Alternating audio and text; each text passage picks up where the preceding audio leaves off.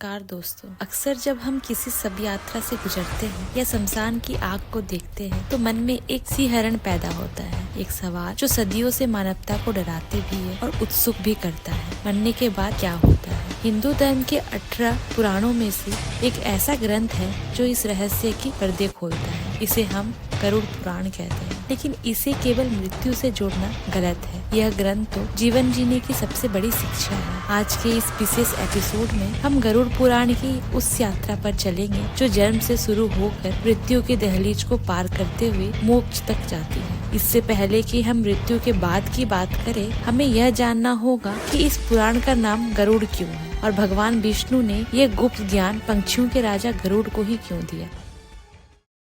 कहानी शुरू होती है महर्षि कश्यप से। उनकी 2 पत्नियां थी, कद्रु और बिन्नता। दोनों बहनें थीं, लेकिन दोनों में प्रतिस्पर्धा थी। कद्रु ने ऋषि से 100 तेजस्वी नागपुत्र का वरदान मांगा, वही बिन्नता ने केवल 2 पुत्र मांगे, लेकिन शर्त यह थी कि वे कद्रु के 100 पुत्र से भी अधिक बलशाली हो। समय बीतने पर कद्रु के 100 अंडों से नागों का जन्म हुआ, लेकिन विनिता के अंडे अभी नहीं फूटे थे। ईर्ष्या और अधीरता में आकर विनिता ने एक अंडा खुद ही फोड़ दिया। अंदर से एक अर्ध विकसित बालक निकला जिसका नाम अरुण था। अरुण ने अपनी माता से कहा, माते, आपने धैर्य नहीं रखा, इसीलिए मेरा शरीर पूरा नहीं हुआ। अब आप दूसरे अंडे के लिए धैर्य रखें। अरुण बाद में भगवान सूर्य के सारथी बने। सालों बाद दूसरे अंडे से गरुड़ का जन्म हुआ। विशाल शरीर, बाज जैसा चेहरा और असीम शक्ति। लेकिन तब तक कद्रु ने एक छल के माध्यम से विनिता को अपनी दासी बना लिया था। गरुड़ अपनी माता को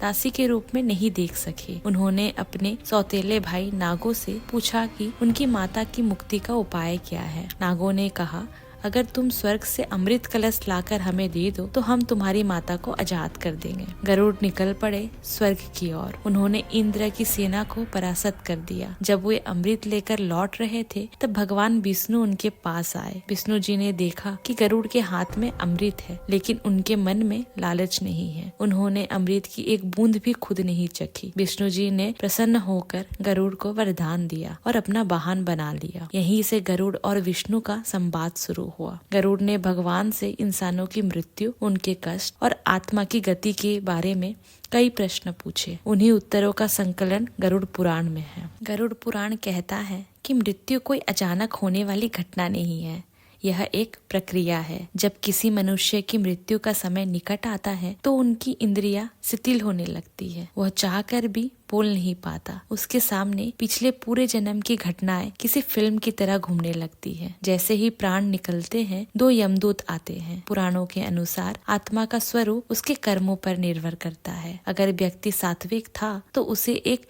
प्रकाश पुंज के रूप में यमदूत सम्मान के साथ ले जाते हैं, लेकिन यदि व्यक्ति पापी था तो उसकी आत्मा को रस्सी से बांधकर घसीटा जाता है। अक्सर लोग पूछते हैं कि मृत्यु के बाद 13 दिनों तक सूतक क्यों रखा जाता है या 13वीं क्यों की जाती है। गरुड़ पुराण इसका सटीक उत्तर देता है। जैसे ही शरीर से प्राण निकलते हैं, आत्मा तुरंत यमलोक नहीं जाती। वह 13 दिन तक अपने परिवार, अपने घर और अपने प्रियजनों के आसपास भटकती रहती है। इस अवस्था को प्रेत कहा जाता है। आत्मा अपने सब को जलते हुए देखती है। वह अपने परिजनों को रोते हुए देखती है। वो उन्हें पुकारती है, लेकिन कोई उसकी आवाज नहीं सुन सकता। इन 13 दिनों में परिवार जो पिंडदान और तर्पण करता है वही उस आत्मा का भोजन होता है। गरुड़ पुराण कहता है कि इन 13 दिन के भोजन से आत्मा को इतनी शक्ति मिलती है कि वह अंगुष्ठ मात्र शरीर धारण कर सके, जो आगे की लंबी यात्रा के लिए जरूरी है। अगर 13वीं के संस्कार सही से ना हो तो आत्मा बिना ऊर्जा के भूख प्यास से तड़पती रहती है। 13वें दिन के बाद यमदूत आत्मा को लेकर आगे बढ़ते हैं। यह रास्ता कोई साधारण रास्ता नहीं है। यह 86,000 योजन लंबा मार्ग है। मानव समय के अनुसार इस पूरी यात्रा में लगभग 47 दिन, कहीं कहीं इसे साल भर का सफर भी बताया गया है। इस मार्ग में बैतरणी नदी आती है। यह नदी खून, पीप और गंदगी से भरी है। इसमें भयानक मगरमच्छ और मांस खाने वाली जीव है। जो लोग दान पुण्य करते हैं उनके लिए यह नदी सुखद हो जाती है या उन्हें पार करने के लिए नाव मिल जाती है। जो पापी होते हैं वे इस नदी के खोलते हुए जल में डूबते उतरते हुए आगे बढ़ते हैं।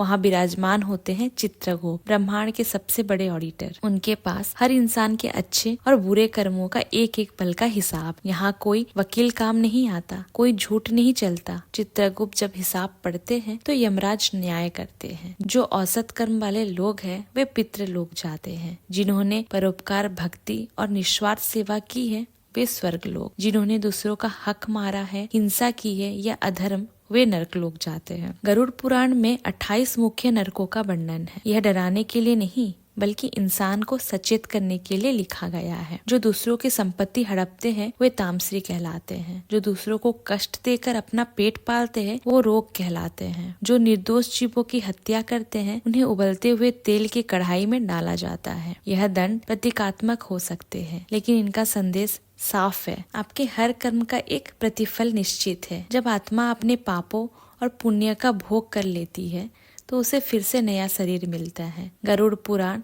84 लाख योनियों की बात करता है। पेड़ पौधे, कीड़े मकोड़े, पशु पंक्षी और अंत में मनुष्य योनि को मोक्ष का द्वार कहा गया है। यह इकलौता ऐसी योनि है जहां आप नए कर्म कर सकते हैं। बाकी सब योनियां केवल पुराने कर्मों को भोगने के लिए है। इसीलिए यदि आप आज एक मनुष्य है तो आपने पहले बहुत कुछ अच्छा किया होगा। अंत में गरुड़ पुराण का सार केवल एक ही शब्द में है, मोक्ष। जब तक आत्मा मोह में फंसी है, मेरा घर, मेरा पैसा, मेरा परिवार, तब तक वो लौट लौट कर इस पृथ्वी पर आते रहेगी। दुखों का चक्र चलता रहेगा। जिस दिन आत्मा ये समझ जाती है कि वह शरीर नहीं बल्कि उस परमात्मा का अंश है, उस दिन उसका सफर समाप्त होता है।